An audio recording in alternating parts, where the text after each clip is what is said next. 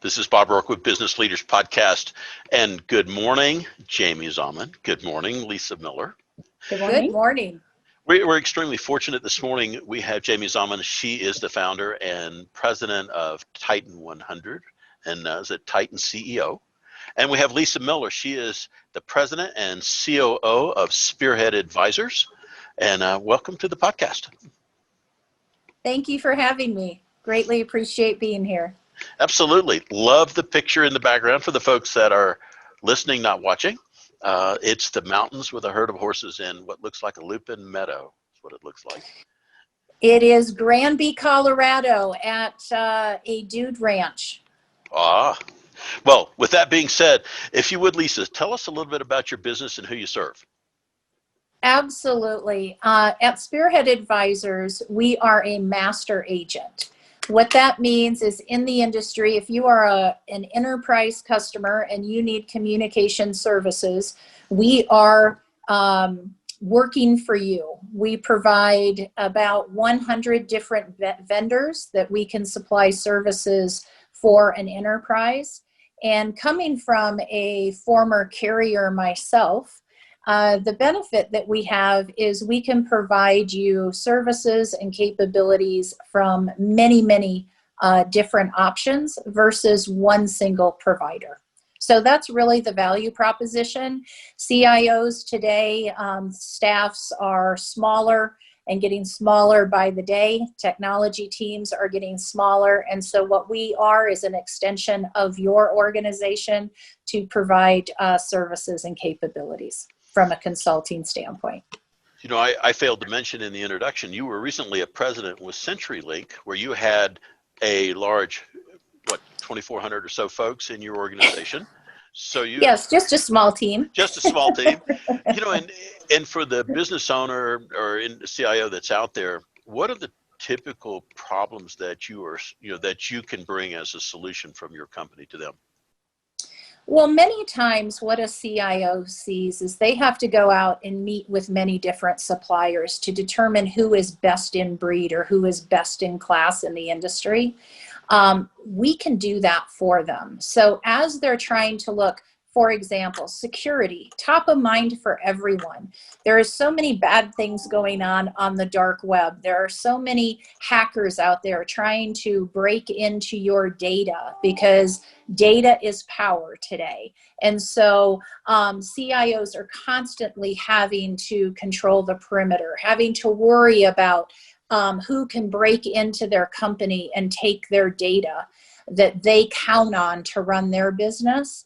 And so security is a big feature that we can help with, and we can bring best in breed solutions to many of the enterprise customers. Super.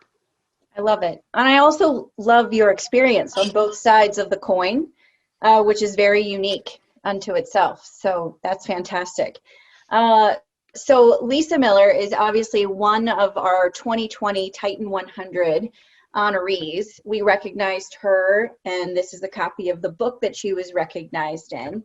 The Titan 100 recognizes Colorado's top 100 CEOs and C-level executives, 100 titans of industry.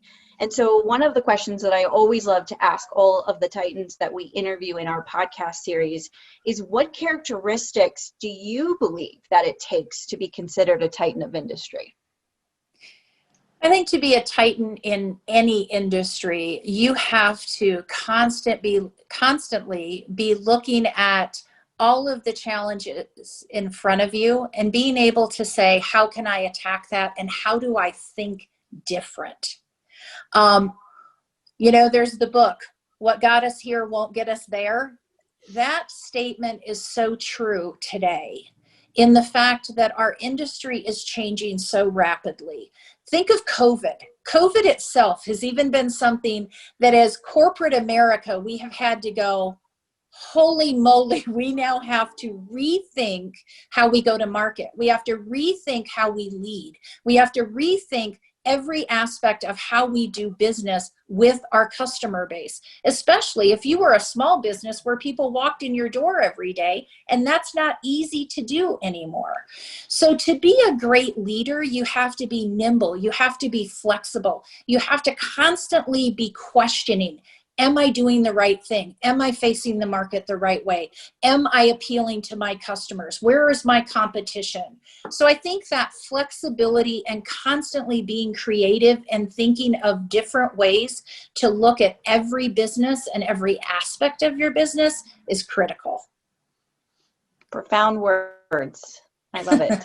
You know, I'm thinking of I'm in the role of the listener, and I'm going, how do you acquire a skill stack that allows you to adopt that view and mindset? What was really influential for you to get to where you are? Well, I will tell you one thing that really helped me. I had been with CenturyLink and Level 3 through acquisition for 18 and a half years. Prior to that, I was with Sprint for 10. The telecommunications industry was constantly trying to reinvent themselves. And during my 18 and a half years with CenturyLink, we went through 18 integrations. And every integration was larger than the prior. So when you think of one brand, that brand may have 18 different integrations inside it, but every company that was integrated also had 10 to 20 to 30 different companies inside that brand. And so when you think of bringing that together, what that skill set taught me over the almost 20 years was that I had to quickly assess people. I had to quickly assess a team. I had to quickly assess a situation, because what you're looking at as an executive is being able to say, how do I put two companies together or many companies together and make certain that 1 + 1 equals greater than 2? You never want 1 + 1 to equal less than 2.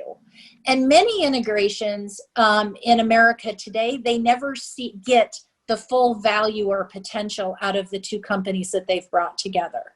Many times that's culture. It may not always be that the company is capable of more and getting more return and value for the industry. But many times people forget the people, or they forget the culture. So it's really important to be able to look at how every action that you take, how it impacts the people. It's kind of like throwing that pebble into the lake, right? You see the ripples that go out. That is one lesson that I learned, is every time you throw that stone, every time you throw that pebble, is it going to have a big ripple? Is it going to have a little ripple? And have you thought about how to manage through all of those ripples? Because most of the time when you go through an integration, speed can sometimes be your enemy, because you never get a chance to look and manage every detail. But what you have to be thinking of is, did I just throw a pebble or did I just throw a big rock? Because what is the ripple effect going to be? And if you don't plan for those ripples, maybe those ripples never come, but you have to plan for if they do. And so going through most of my career, where you are having to look at integrating another company or integrating many companies, I will say one of my worst career years, we tried to integrate 9 companies in 12 months. Mentally, I thought I might lose my mind that year. But the valuable lessons that it taught was, where did we get it right and where did we get it wrong? Most of the time when we got it wrong, it was always the people aspect. We went too fast. People couldn't accept the change. We didn't think of the impact to their family, their job. We didn't think of how culture was going to play into that, how you take maybe one mentality and then a really progressive mentality and you put them together. That maybe might not be the winning combination. So that career experience has really, really helped me, especially now going from a very large corporation to an entrepreneurial company. I am always thinking of the people, and now I'm at the size that I can really influence and impact every decision. Wow. That's a lot to Sorry. absorb. I just think about, You asked it. yes, of course, but 18 years in the industry, my goodness, the theme that that's resonating with me is that you are extremely comfortable with change, right? And the capacity for change. You mentioned all of these different integrations. And so that's a really profound thing that a lot of people really don't take comfortably. And so segueing into the next question here, corporate America, right? Where you have unlimited resources as you're going through these integrations, right? To now launching a new company, being that entrepreneurial inside of you. Again, experiencing more change, going through change because you welcome it, Lisa. What has that been like? Tell us about that transition. Well, it has been so fun, but sometimes so nerve-wracking. And to your point, when you are in corporate America, many times you really think you never have enough resources until you go to the entrepreneur and start over. And then you realize, even on a bad day, I had more resources than I knew what to do with. And so it has given tremendous perspective. As I was looking to start my next career path, there were a couple things that I really wanted to look at. I have always really cared about my employees. And many times in corporate America, that's really hard. And it's a hard decision because you're always having to balance profitability of a company, making certain that you're very cost effective, making certain that you can get a return on the investment for your shareholders. Is your EBITDA numbers growing at the rate you need it to? And sometimes really caring about employees, that's a hard combination because you're constantly having to make certain that you can hit those shareholder objectives.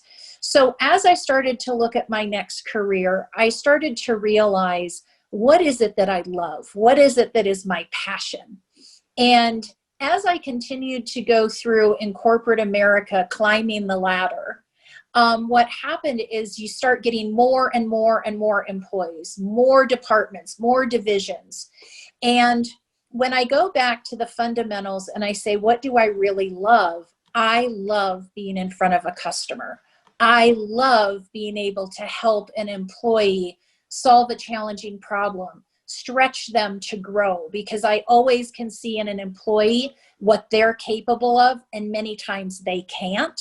So I love that interaction. I love mentoring. I love being able to say, yes, you can do it. And guess what? We have a big hill to climb and we're all going to do it together. And so having that interaction is phenomenal, and I love that.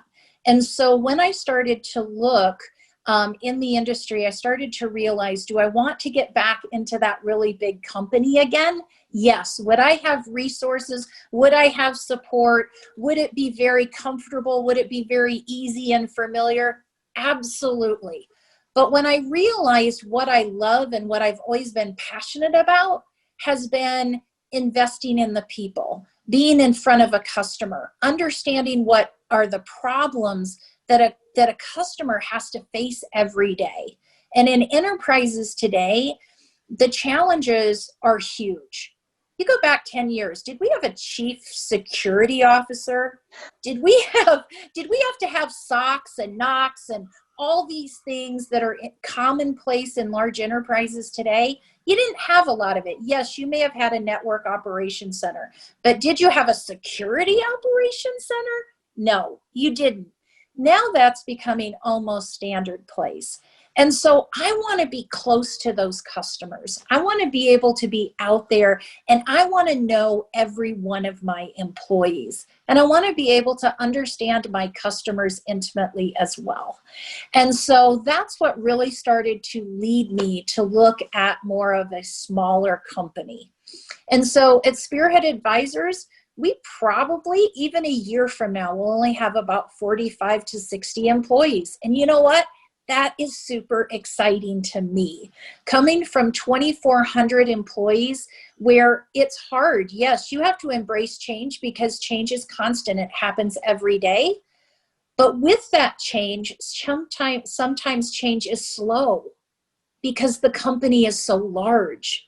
And so it's like turning the Titanic. So while the industry is changing all around you, sometimes your company is changing too slow and you can't adapt to a trend as fast as you need to. You're trying to bring people along faster than they can absorb it. And so in a smaller company, you can be nimble, you can be quick. When you have a smaller team, communication is daily, hourly, every minute by minute. And so that is exciting to me that now at Spearhead Advisors, I can go out, spend time with customers, with my teams to totally understand how we solve their business problems and also how we help them adapt to the change. And after coming from corporate America and knowing how much change over the years we've gone through, I know what shareholders are looking for, but I also know what employees are looking for, and I know what executives at companies need to accomplish and the problems that they want to solve. So yes, that change is constant, but going to a smaller company, I can be more nimble and quick and adapt faster, which I think is going to be important to respond to our customers' needs quicker. Yeah, your perspective is quite refreshing for sure. You know, I was thinking as you were going through the pebble in the pond, I'm thinking you're pretty good at surfing. So you don't know if you've got a big wave or got a small wave from the pebble. You know, I was, as you were talking about your skill stack, and I was intrigued about some of your commentary about how you grew up, the environment that you grew up in, and how that sort of set the stage for your approach and how you're trying to transmit that to your daughters and to your grandkids. I'd be interested, you know, for the parents out there going like, how do I take and set an environment up for, you know, the next Lisa to be able to prosper in that environment? What was that environment? Well, one of the things I've always said to my team, and I really feel I learned it from my parents, was work hard, play hard. My parents, I grew up in small town Iowa, 1,700 people. So to think that I had more employees than the town I grew up in is pretty crazy. And so my dad was an auctioneer. My parents owned furniture business, restaurant business. So during my childhood, my parents always were a small business. They were that entrepreneurial spirit. They were always trying to employ a good customer experience. And so what I learned at a really young age is if you work hard, good things will come from that. But the other thing that I learned, I was the youngest of 5 children, and I learned that life is not fair. And I have always told my children when they go, "Oh, Mom, that isn't fair." Well, life's not fair. The sooner you learn that, the better off you will be. If you look at my career climb, there are very few women at the president level at a lot of these carriers. There's more now than there used to be. But I've had to climb, have sharp elbows, work my way through everything I've done and work really hard. And so my parents took a lot of pride in their business. They wanted to make certain that every time they worked with one family or one customer, that customer would come back and buy from them because they did everything right. So one of the things I've always taught my kids is that you're not always going to choose the easiest path, but make certain that everything you do, you're ethical, you do it with pride, You make certain you take care of people along the way. You do your best. You know, my kids used to tell me sometimes, Mom, you're a really hard driver. And I'm like, all I ask for is your best. Sometimes they said, well, I don't want to do my best. And I said, well, you have to live with whatever you do. All I'm going to ask for is your best. And as long as you gave it a good try, then you did your best. And so raising 4 daughters, I've always taught them to have a voice. My dad used to say, we all put on our pants one leg at a time. Everybody in the country, male, female, child, adult, whatever, we all start out the day the same. And so that gave me a lot of comfort in knowing that I felt I was equal to my peers from the time I was a very young age. And so I've always taught that to my daughters as well, that their voice matters and that they can make an impact and a difference. So I feel that one of the things that people have always said is, you know, you're a tough leader, but you're a fair leader. And I said, well, if I'm fair, that's something I was taught, to always be fair. And that's something I've always taught my children. So thanks for the compliment. I love that. And that's really sound advice for a mom of young children at this point. So, because I'm trying to navigate figuring out how to raise them to be the best human beings possible. Well, I will say, Jamie, as we all know, it is never, ever easy. Having 4 daughters, my victory was when my 4th daughter graduated from college, because I didn't know if she'd graduate high school, let alone college. And so she, you know, we always have our one that loves to challenge us more than the others. And so, but yeah, we aren't perfect at being parents. We aren't perfect at being leaders, but as long as we never give up, we'll get them through it. I love it. You know, what strikes me is intention. You know, we're intentional. You know, intend on doing a good job, intend on keeping integrity intact, intending on leading from the front, set the example, do the right thing. And, you know, and sounds simple, not easy, but simple. So an ongoing thing, and, you know, and Jamie, we run across this on many of the discussions with the Titans. You know, they all have very core principles, it seems, and their skill stacks, no one's issued with a skill stack, and you get your skills as you go. So with that being said, if somebody's looking for you, Lisa, and your company, how do they find you? They can find me at lisa@spearheadadvisors.io. That is my email. Our website is spearheadadvisors.io. And we would look forward to working with any enterprise customer and helping them solve their business needs. And I'm committed to do that. Perfect. And Jamie, you know, with the Titan 100 book recently hitting the press, how do people find the Titan 100 book?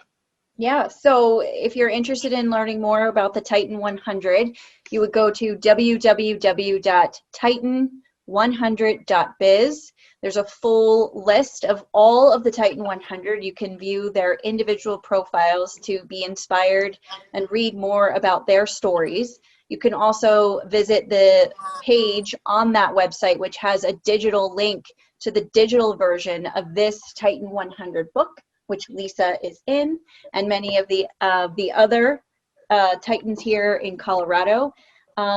Additionally, someone could learn more about Titan CEO by visiting titanceo.com to learn more about the CEOs that we work with.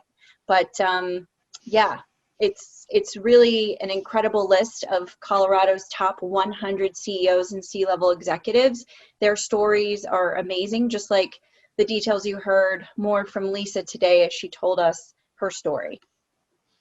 And Bob, if you don't mind, I'd love to put in a Titan 100 plug, because I have been recognized by a lot of organizations over the years, but I have never been a part of an organization that wants to continue to educate us, share among leaders for a solid year. I mean, Jaime has created something really unique here in the fact that I know that for the next 12 months after being a Titan CEO nominee, that I can work with all of these people and go to sessions and share ideas for that period of time is unheard of.